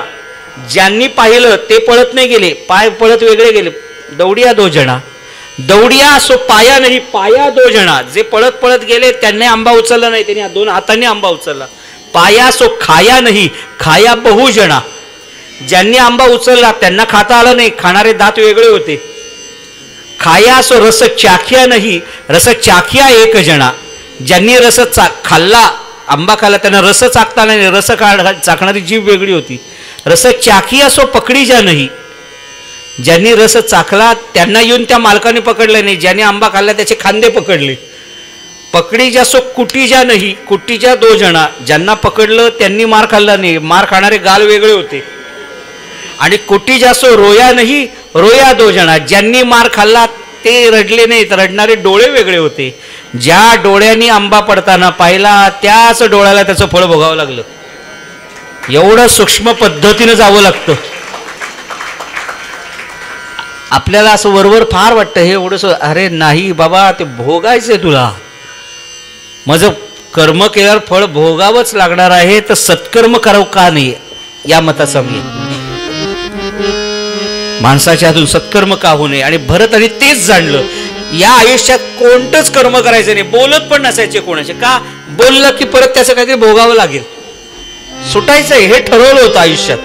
कारण एकदा आपल्या कर्मामुळे आपण 2 साध्यापर्यंत आलेलो, कर्मामुळे आपण मागं फिरलो. घरात काहीही करत नव्हता, शांत बसून असायचा. म्हणून याला जड भरत म्हणायला लागले. याचा अर्थ आपल्या घरात जर असं कोणी असेल तर त्याला जड भरत म्हणू नका. वा, काही काम करत नाहीत, सगळं मीच मरमर मरमर करायचं. नुसते पडून असतात, हातात मोबाईल, रील पाहत बसतात, काही करत नाहीत. म्हणजे जड भरत नव्हे. या भरताला सगळं कळत होतं. सगळं कळत असून सुद्धा तो करत नव्हता, कारण अडकायला होईल म्हणून.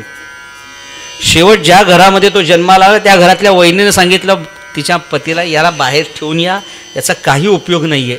म्हणून त्याला उचलताना सुद्धा त्यांनी, चल भरता बाहेर चल असं म्हणून त्यांनी बाहेर नेलं. एका शेताच्या बांधावरती आणून ठेवलं, तिथे सुद्धा तो भरत तसाच, काही नाही. त्याला भिल्लांनी उचललं त्याला आणि आपल्या देवीला बळी द्यायचा म्हणून ठरवलं. देवी समोर उभं केलं, काही नाही, शांत. आता मला सांगा, आपल्या घरातले भरत असे शांत राहतील का?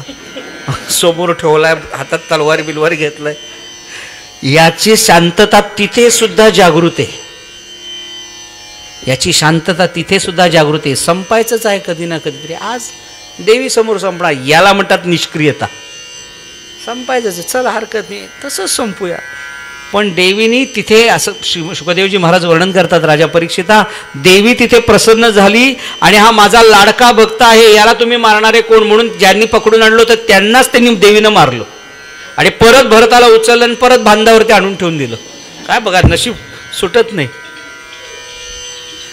शुकदेवजी महाराज वर्णन करतात राजा परीक्षिता, एकदा या नगरीचा राजा रहुगण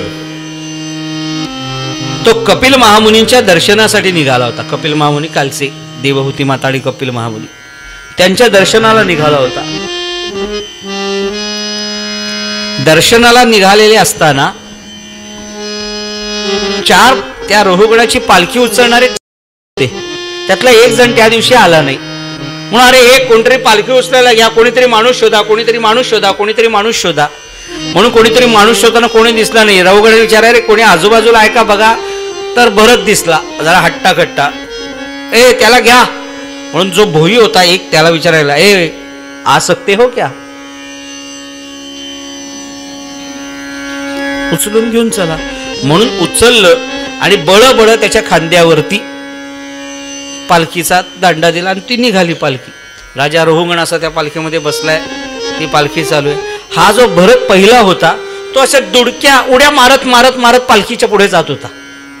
खाली बघायचं, उड्या मारत उड्या मारत उड्या मारत चाललाय.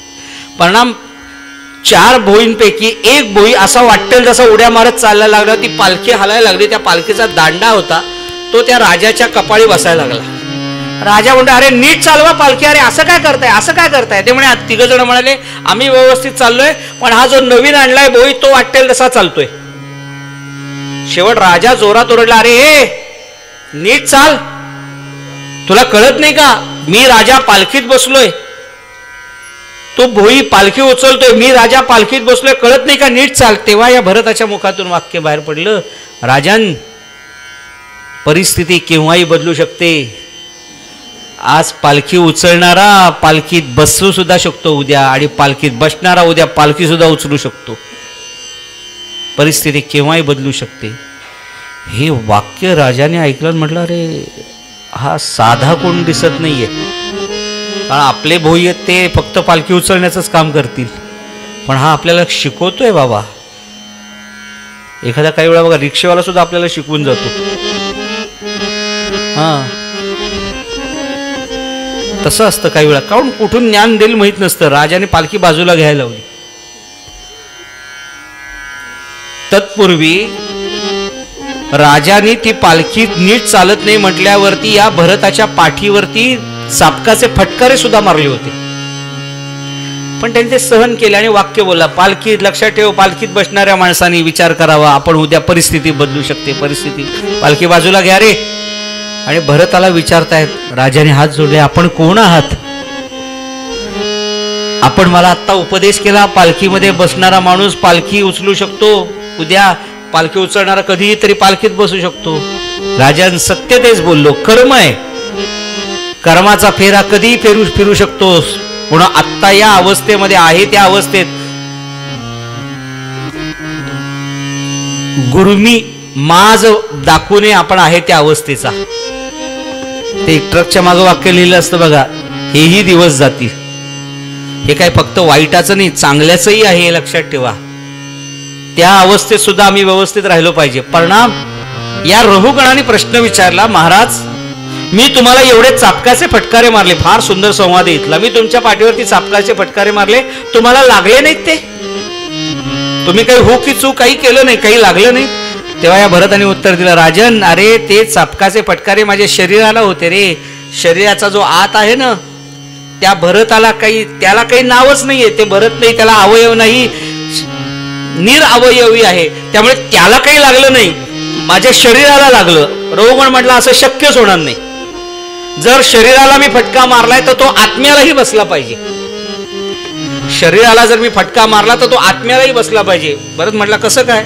रहुगणाने सुद्धा सुंदर रूपक सांगितलं, अहो म्हणे जेव्हा आपण एका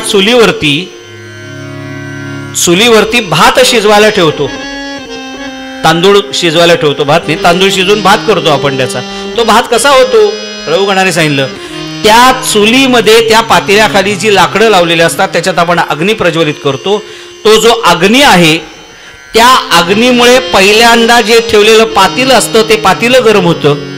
त्या पातेल्यानंतर हे राजा रहुगण सांगतोय बरं, ते पातेलं गरम होतं. पातेलं गरम झाल्यानंतर त्या पातेल्यात त्या धगानी त्या पातेल्याच्या गरमपणाने आतलं पाणी गरम होतं आणि पाणी गरम झाल्यावर ते उकळायला लागतं. ते उकळायला लागल्यावरती त्या पाण्यामध्ये टाकलेला तांदूळ, मग तो तांदूळ शिजतो. म्हणजे याचा अर्थ चुलीमध्ये असलेल्या लाकडाची जी आग आहे ती पातेलं, पाणी याच्या मार्फत तांदूळामध्ये शिरते. आपण जे भात खातो ना त्याची प्रोसेस आहे बरं. ती जी अग्नीची दाहकता आहे, दाह आहे, धग आहे, ती त्या या मार्गाने आत पोचते, तेव्हा कुठे तो तांदूळ शिजतो. मग जर मी तुमच्या शरीरावरती मारलं तर त्याचा फटकारा तुमच्या आत्म्याला झालाच पाहिजे. आत्म्याला होत नाही असं कसं काय म्हणता तुम्ही? त्या भरताने झालं तू बिंडोकेस, काय कालचाच विषय, काय हिम्मत राजाला, त्यांना काही घेणंच नव्हतं. तू वेडायच मिळेल, अक्कल नाही तुला.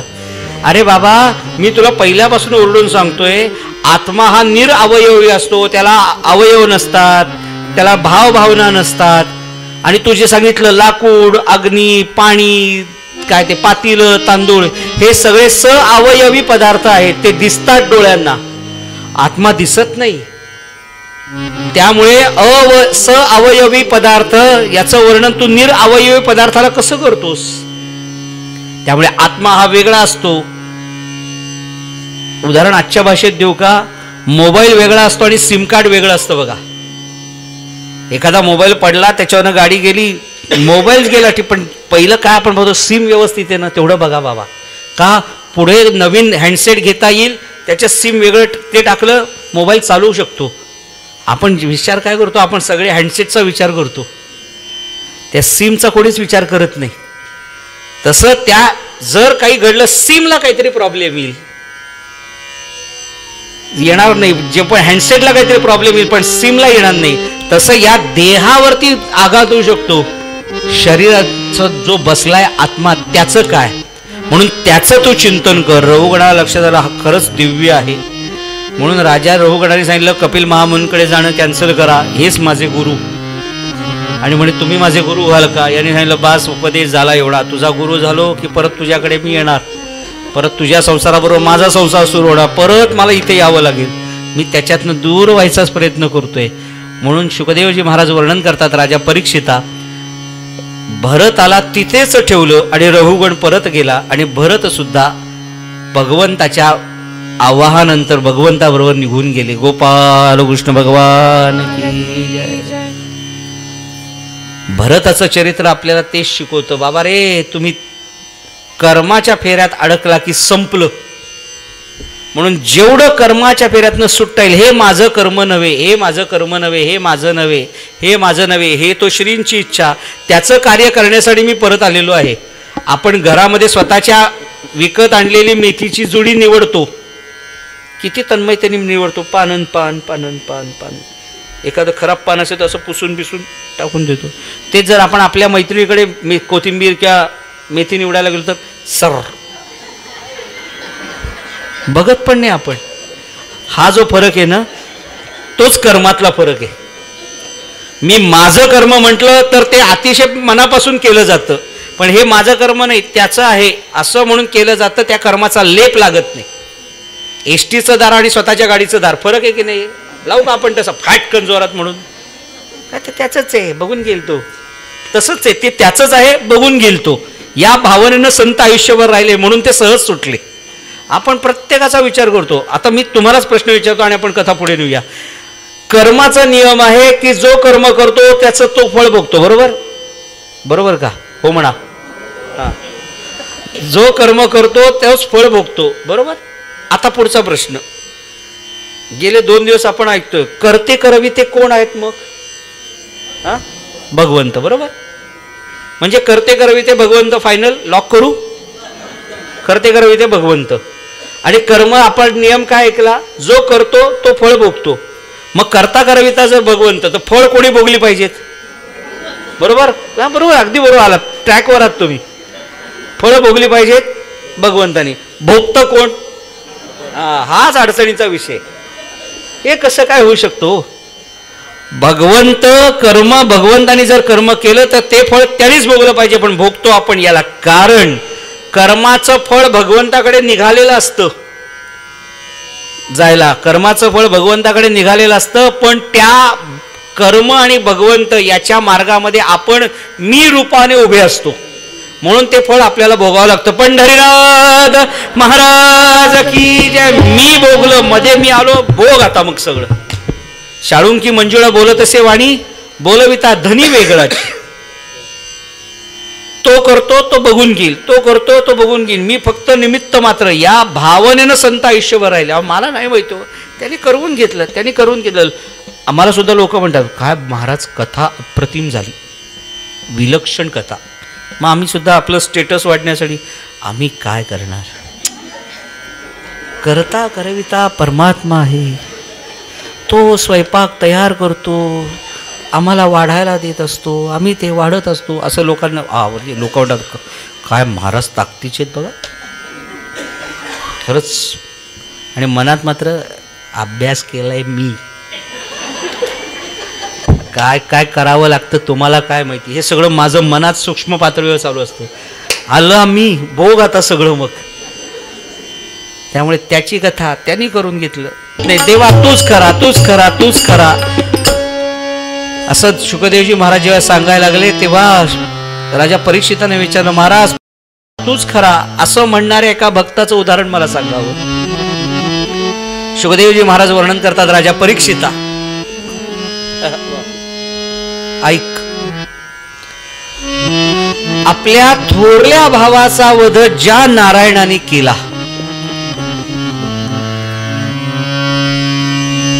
त्यालाच आता मी संपवणार. या ईर्षेनं पेटला होता त्याचा धाकटा भाऊ. थोरल्या भावाचं नाव होतं हिरण्याक्ष. हिरण्याक्ष या शब्दाचा अर्थ जो हिरण्य, सोन्यावरती ज्याचं लक्ष असतं तो हिरण्याक्ष. आणि या हिरण्याक्षाचा भाऊ, त्याचं नाव हिरण्यकश्यपू. कश्यपू म्हणजे उशी, हिरण्य म्हणजे सोनं. जो सोन्याची उशी घेऊन झोपायचा त्याला हिरण्यकश्यपू म्हणायचे. आजही हिरण्यकश्यपूचे नातेवाईक आहेत बरं, जे उशी खाली सोनं ठेवून झोपतात.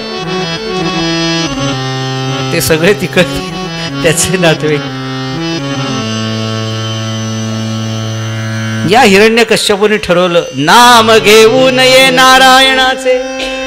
हे ब्रीद हिरण्यकश्यपूचे, नारायण हे नाव कोणी घ्यायचं नाही. जर कोणी नारायण हे नाव घेतलं तर गाठ माझ्याशी आहे. शुकदेवजी महाराज वर्णन करतात, राजा परीक्षिता या हिरण्यकश्यपूची पत्नी होती, तिचं नाव कयादू. जिची काया धुतल्या तांदळासारखी स्वच्छ होती ती कयादू. एक दिवस संध्या रात्रीच्या वेळेस, बरेच दिवसांनी आपल्या बायकोला भेटायला हा गेला होता. गजरे बिजरे असे लावले होते, अत्तर बित्तर लावली होती. असा कयादूच्या महालामध्ये शिरला.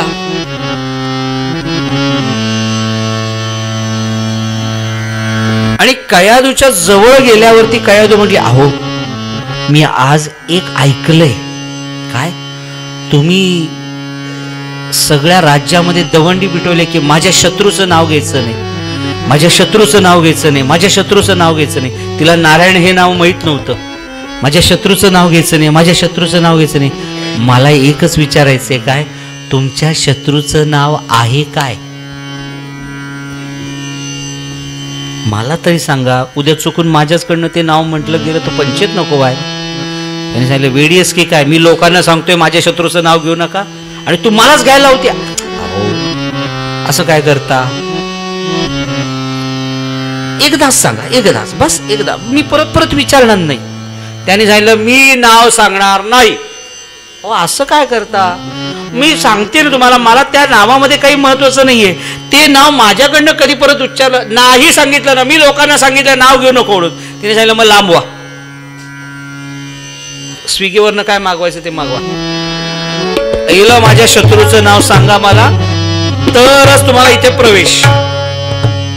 याने सांगितलं मी जोरात सांगणार नाही. आता काय पर्याय नव्हता बिचारा. जगामध्ये 3 हट्ट प्रसिद्ध, राजहट्ट, बालहट्ट आणि पर्याय नव्हता. तो म्हटला मी कानात सांगेन, परत सांगणार नाही, फक्त कानात सांगेन. आणि कानामध्ये नाव सांगितलं, नारायण नारायण.